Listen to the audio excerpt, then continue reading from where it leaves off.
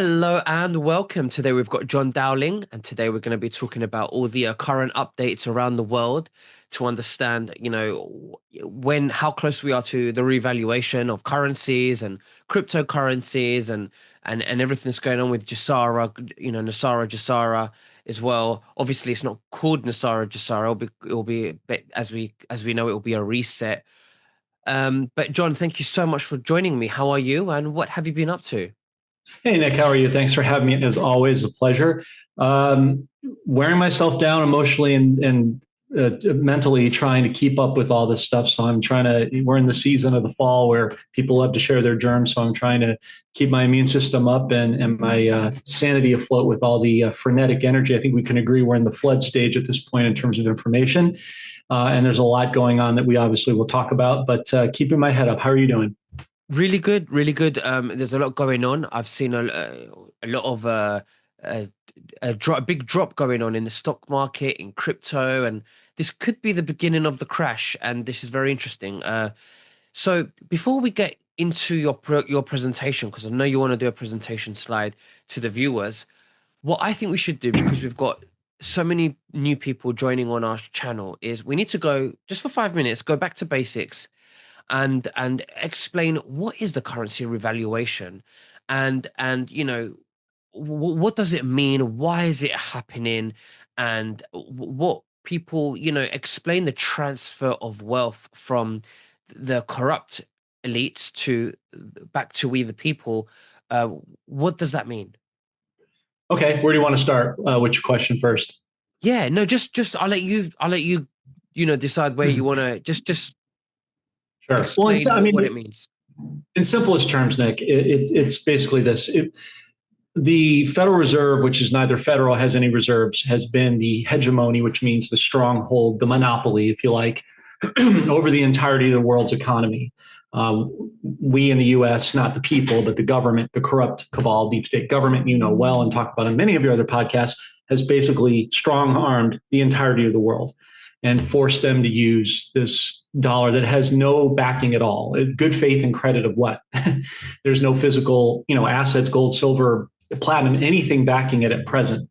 When Nixon and Kissinger took us off the gold standard in 1971, before you and I were around, it set a trend of the dollar and basically debt and created what we know now today as inflation, which is nothing more than a hidden tax. And you know that by going to the grocery store, the gas station, wherever you go, it costs you more of those dollars to buy the same items you buy every single day, every single month.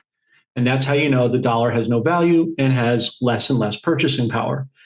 So, as a Christian, going back to biblical roots, this is the wealth of the wicked laid up for the righteous.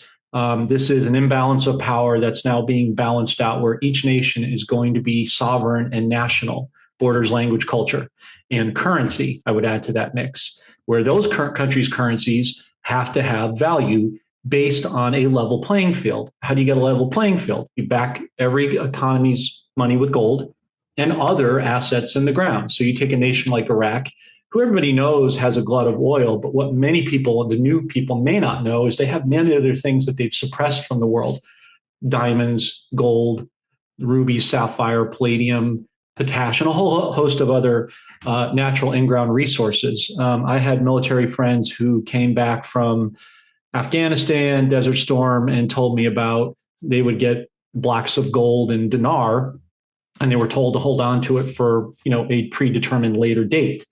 So in essence, the wealth transfer has many iterations: foreign currencies, exotic bonds like ZIM and other things, precious metals, obviously cryptos. So the precious metals is the backbone that finds its way through the path of life, if you will, to all these other iterations I mentioned and so much more.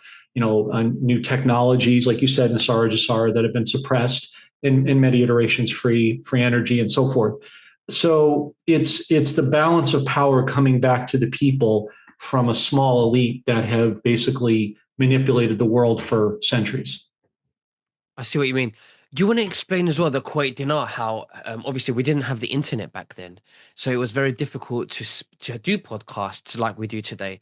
But I think it Right? was back in 1991. Can you explain how they were very powerful, and then the Gulf War happened, and then their currency dropped really, really badly, and then after the Gulf War, when they recovered, it went back to pre the original rate, and if you had held the Kuwait dinar currency at that time, and then when it was very, very weak, and you had bought it at that time during the Gulf War, and then and you held it until it revalued to pre-Gulf War when it went out to $3 something. Mhm. Overnight, literally, you would have been a multi-millionaire if you've held of those currencies, because it was really, really weak, and it went to more or less one for one playing field with the dollar. Can you explain that? Yeah, so the Kuwaiti dinar was around the time of the Gulf War, Desert Storm, early 90s. I had a friend, Tyler, who passed, unfortunately, God rest her soul, about 3 years ago. Her father had invested in Kuwaiti dinar prior to its revaluation. And so a revaluation is taking a currency like Kuwait that has a perceived value, but the real rate is in what they call the private sector, Ministry of Planning, that's been suppressed. And then that real value comes out. So it's a manipulation of a currency, just like manipulation of the US dollar we talked about a minute ago. So my friend Tyler's father invested a pretty good amount in the excuse me, in the Kuwaiti dinar when it came out in 92. The government, they had told the people there that the Shah had died and that the oil fields were on fire. Kind of sounds a little bit like what's going on with Iran and the nuclear power plants, doesn't it? A sleight of hand, a prestidigitation, if you will. And so that's essentially, Nick, what happened is the brokers called my friend's father the next day, to your point, and said, hey, it's actually ready to revalue. Come on in and exchange it. And this isn't to do dates or rates. This is just what actually happened. Um, he I don't know where he started with it, but the top of it, I believe, was she said somewhere around $12.38 for the Kuwaiti dinar, and then it fluctuated back down to, I believe it's, I haven't checked it lately, I think it was like 338, something like that, as you said, where its original baseline value was before it floated up. And so the Kuwait is just one of 12 dinars. There's Iraq dinar, there's Jordanian dinar, and many others. So all of these currencies, this has happened in history before, essentially. But now what's going to happen is this is going to go on to all 209 countries and provinces, where it's going to be an unprecedented wealth transfer for not only we in the West, you in England, me in America, but for the entirety of the world. This is going to be a blessing for each country's citizens, for their economy. It's going to be truly a win-win situation. Well, yeah, can you explain as well, and this is great, can you explain why the Iraqi dinar would go first? Yeah, I mean, basically, the Iraq dinar is sort of what I call the ribbon cutter. Like if you've ever gone to a strip mall, I don't know if I'm sure they have them somewhere like that in England. Here in America, we have a lot, too many strip malls and outlet malls, what have you. And whenever they do a new mall, they have a grand opening, right? And you have to have the ribbon cutter in front of one store, and then they let you into the rest. Iraq is basically going to go first because it's been a country that the U.S. is so heavily invested in. So many presidents. George Bush Jr., yes, we know he's nefarious, but he did an executive order. I don't remember it off the top of my head. I think it's 13390 or 090, whatever the case is. That executive order allowed American citizens to be able to personally invest in the dinar back in 2003. So we've just put a glut of money into that. You've heard President Trump going back to 2018 on interviews with Laura Ingraham on Fox. I played it, you've played it, whereby he said, we're holding about 35 billion US in dinar, but that actually equates to around 35 trillion in Iraq money. So because it doesn't translate, because we've had it upside down. So we've invested so much, Nick, over the past several decades in Iraq, more than virtually any other country as far as that, currency wise. So that's essentially why it'll go first. Also, the late great Kim Clement, his prophetic word is that first we would see there would be a transfer of wealth in the Middle East, the dinar, and then Southeast Asia, indicating Vietnam and Indonesian countries in that province. But basically, Iraq is the baseline foundation upon which everything else will springboard off. And why is it Why doesn't Iraq trade internationally? Why can't you buy Iraqi dinars outside of Iraq? Why is it a crime to for them to sell it outside of Iraq? Short answer is corruption. They've been Corruption. a very corrupt country. You have the Iranian government infiltrated within the parliament, or the green zone, as many people know in the industry, in Iraq. And so you've had them infiltrating inside the government of Iraq. That's now being fleshed out. A lot of U.S. Well, I think we only have 2 military bases that are staying open in Baghdad. Everybody else is falling back for redundancy training purposes for their troops, more or less, because we're getting ready to pass it over. But yeah, basically the short answer is corruption. They've kept it down, suppressed it with oil and dollars, and they've just lied to the Western world, saying, "Oh, no, no, this is all we have. This is all we have," hiding, hiding, hiding. But the reality is, they've got an influx. They didn't want to ever show their true rate, and they just wanted they were keeping their people down in the process. I see what you mean. Yeah. Um, a lot of people have been asking me where can they buy Iraqi dinars and other foreign currencies, and I want to leave the link below in the description because I am a big believer in spreading your eggs and diversifying your investments everywhere. And I think what we're about to experience in this global reset is going to be unprecedented.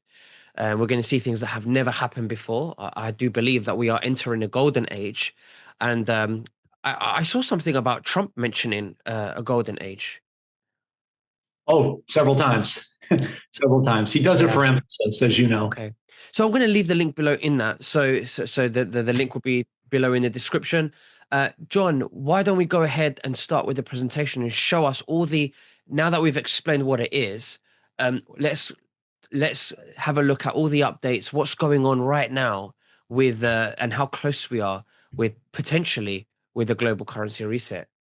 Certainly. Hopefully, I address your questions for you in the audience in a Absolutely. Thank you so much. You've done great. satisfactory manner. It's hard to do in a sentence or two, but okay. So let's get started. We typically do, Nick, on our podcast together. So I'm going to start with the nation of Iraq and bounce around a little bit. So just bear with me, folks. Okay, so this came out, I believe, late last night for today. As you can see the date. Central Bank of Iraq, we were just talking about, Nick, announced it's doubled its gold reserves, now holds 170 tons, which makes up 20% of its total assets. We were just talking a minute ago how they kind of run a monopoly or perception of oil, but you can see clearly that oil is not the only thing they're holding. Iraq is now 4th in the Arab world and 29th globally in gold holdings. Deputy governor also revealed plans to remove zeros from the dinar. There was a lot of speculation. I want to talk about this, Nick. There was a lot of speculation from some people saying, oh, they're going to remove the 3 zeros. That's a bit deceptive because things are not at their worst yet, right? And the question is, are they removing it from the currency or are they putting it on the Forex? Eventually, they're going to put it on the Forex, but I don't think we're there yet. I think that's premature, in my opinion, jumping the gun, not a financial advisor, just looking at what we see in the tea leaves. They're saying no plan to float the exchange rate. It's always the opposite of what they say, honestly, to the Western world. So they will float it because we just talked about Kuwait. And if they've done it in one country, high degree of probability they're going to do it in another. Make sense? It does, yes. Okay. So let's talk about what happened this Monday. We all know very well President Trump went over and I believe met with about 25 nations in the Middle East to secure a peace deal. I've interviewed a couple of people pretty high up in the military range, and they've all substantiated that it is going to stick. So this is a very short clip, so I'm just going to play. This is President Trump meeting with Prime Minister Sudani, for those who don't know, the current Prime Minister of Iraq, who, yes, he himself has been corrupted, but President Trump has a way of breaking through those things rather easily since he's holding the leverage and the cards. And so you'll see here really quickly, he's just... will contribute in the reconstruction of the Gaza Strip. How did... Okay, so he's shaking hands with him. She just talked about reconstruction in the Gaza Strip, reconstruction in Iraq. Nick, you have to ask yourself a critical thinking question. Where's that money coming from? Yeah. From a reset. Hey, you have to look at the finer points in these things, how it all comes together. What he said to him, we believe, because I saw it on Right Side Broadcasting, he said, you've got plenty of oil, and he said, let's talk later. Well, they're not going to talk about the weather or his golf game. There's clearly something much deeper behind that. So that covers, in a nutshell, Iraq and what's going on there. Let me kind of bounce around a couple other little things here. Okay, here we go. Swisher 1776. This came out a couple days ago. Prime Minister of Iraq has given the green light for this week for operation to be lost. According to Grok, something you use well along with Chat GPT, the phrase green light in the context of the post refers to the anticipated approval by Sudani of a motion to transfer 40% of Iraq's federal budget to the Kurdistan region. That's that region in Iraq that holds 16% of the largest bloc we've talked about, Nick, for your new audience. They have a lot of factions within Iraq. There's the Kurds, the Shiites, the Sunnis that comprise most of the populace that makes the decisions currently in Iraq. They have to satisfy this region with about a 16% oil revenue credit, like an annuity or stipend, if you like. Development comes amid ongoing tensions, yada, yada. Again, all this stuff, Nick, is in parlance, has already been done behind the scenes, but they have to put out a narrative that the world can accept. I think we can see that pretty clearly. Okay, I'm going to go to some other stuff here. Okay, so let me just bounce here. This is on Reuters, came out this morning. Jamie, I'm going to call him Diamond of JP Morgan Chase, says gold can easily go to $5,000, $10,000. We believe President Trump's going to revalue gold more like $20,000, $25,000 and higher, and take silver right along with it. Obviously, they go hand in hand, God's money. He also knows, to your point, that a crash is coming. He's talked about that in the next 3 to 6 months. Some of my team members that look at this stuff closely in the Keynesian system really believe that first quarter of next year sometime we're going to see that crash, because he's got to level the playing field. He's got to phase in the new system and phase out the old. And he's doing it as seamlessly as he can, but there's still going to be some bumps along the way. So having currencies, having metals, cryptos, et cetera, we'll talk about in a moment, are great ways to profit, but also mitigate against that shift and loss, if you will. This is a Tim Hack on X. Is silver the black swan? Well, that's a good question. Certainly would be plausible. I mean, we look today, right now, is the time of this broadcast, Nick. Silver is 51.63, and we'll talk about gold in a moment, 42.14.50.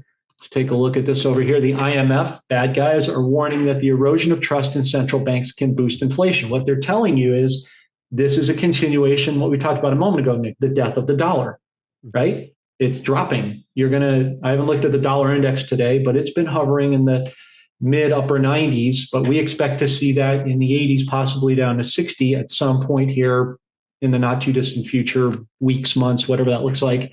And the weaker you see the dollar, the stronger you see precious metals. That's kind of the point here. Okay, let me just, so let's talk about crypto for a moment. U.S. Treasury has just created an XRP wallet. This would be something, Nick, to your liking. I know you like XRP like I do. What does that mean? It means that XRP is going to become its own bank, thereby removing people wonder, how do you remove the central banks? Very easily. You revalue gold, you remove the Fed, and you put this in its place. And this is how you do it. And XRP, people don't need to worry about XRP drops. Those are dips. Those are buying opportunities. If you hodl, which means hold on for dear life for the newer audience, you don't lose. So if you don't sell, you don't lose. Just hold your position. Treat this like you would physical gold. You're buying microfractions of gold by buying XRP. And in doing so, it's a hedge against the inflation we just talked about. And it also not only preserves, but grows your wealth. So it's a win-win situation. Here's another example. Wall Street Gold, ABC bullion under siege. Lineups stretch around the block. Buyers rushing in for gold and silver like it's 1979 all over again. Why is that significant, Nick? Because silver has hit its highest level since 1980, right? And we have something, a little tip for your audience. It's called backwardization. Have you heard of it? No. So backwardization in simplest, they love to use these nefarious complex terms to try to throw people off so they won't learn. It's very simple. So you have speculators who bet against gold and silver, right? They try to short the market, mostly the banks. So when for every dollar that silver goes up, the banks are losing 300 billion on their balance sheets. So we're killing the banks by doing this, by buying silver and gold. Good for us, bad for them, for the old system. So as these speculators try to short the gold and silver market, there's what's called a margin call. Have you heard of that? No. Margin call is very simply where you have to pay on the bet. You make a bet with your bar buddy on a you call it a football game, soccer over there, £100, whatever, and you lose the bet, you have to pay up. It's the same thing here. So you're paying a premium up front on the short market, which would usually be the other way around, because those speculators or shorters now realize the paper is worthless and they need to call it in. So they're trying to buy gold and silver, hence why you see this article, because people are realizing the jig is up with the dollar, the jig is up with the fiat currency, and they need something real for something real, which means that we're phasing in the new system, to your point, to our earlier point. Now I want to see if I can do this here. Sorry, just bear with me a moment. Here we go. Can you see this here with the two people on the screen, Nick? Yeah. Okay. So this is a very important video. I'm going to play this through, and Nick and the audience, pay close attention to what Dr. Judy Shelton is going to be saying. We believe she's going to be the new Fed/Treasury chair because President Trump brought her in, as you remember, Nick, in his first term as a litmus test under a corrupt Congress and House. He's now cleaning house with the shutdown, which we believe could very well last till December, because after 61 days of making policy changes, it becomes permanent constitutionally. But listen to the key words that she says, ladies and gentlemen, here in this clip. Take a listen. Let me just make sure the sound is on here. All right, here we go. If the United States were to issue a gold convertible bond, say one running from July 4th, 2026 to 2076, how do you think that would change global demand for U.S. debt? Well, I think it would really garner the world's attention.